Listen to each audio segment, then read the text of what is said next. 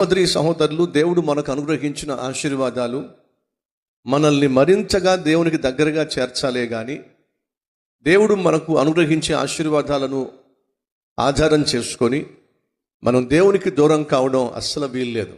సొలొమోను దేవుడిచ్చినటువంటి అధికారాన్ని ఆధారం చేసుకొని, దేవుడిచ్చినటువంటి మహాజ్ఞానాన్ని ఆధారం చేసుకొని దేవునికి దూరం అయిపోయాడు. సంసోనుకు దేవుడు బహుబలాన్ని ఇచ్చాడు.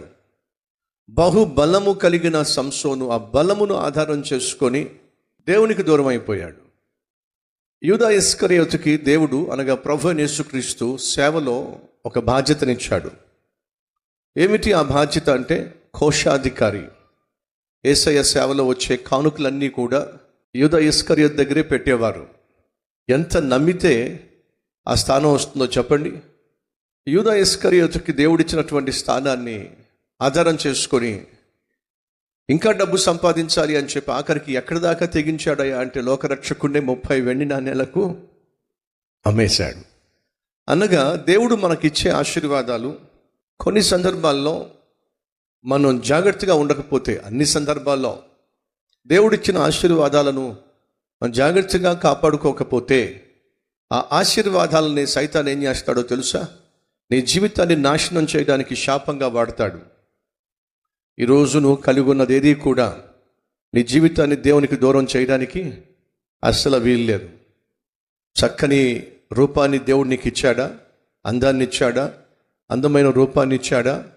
ఆ అందాన్ని ఆధారం చేసుకొని అడ్డమైన పనులు చేయడానికి వీల్లేదు. చక్కని ఉద్యోగాన్ని ఇచ్చాడా? ఆ ఉద్యోగాన్ని ఆధారం చేసుకొని దేవునికి దూరం కావడానికి వీల్లేదు. మంచి సంపాదన ఇచ్చాడా? మంచి వ్యాపారం ఇచ్చాడా?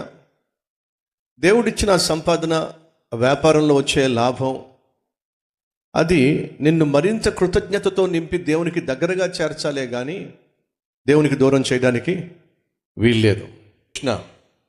ఒకసారి పరిశీలన చేసుకుంటే మన జీవితం ఎటువైపుకి వెళ్తుంది?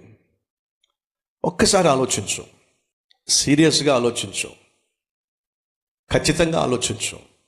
ఎటు వెళ్తున్నావు? దేవునికి దగ్గరగా వెళుతున్నావా? దేవునికి దూరంగా వెళుతున్నావా?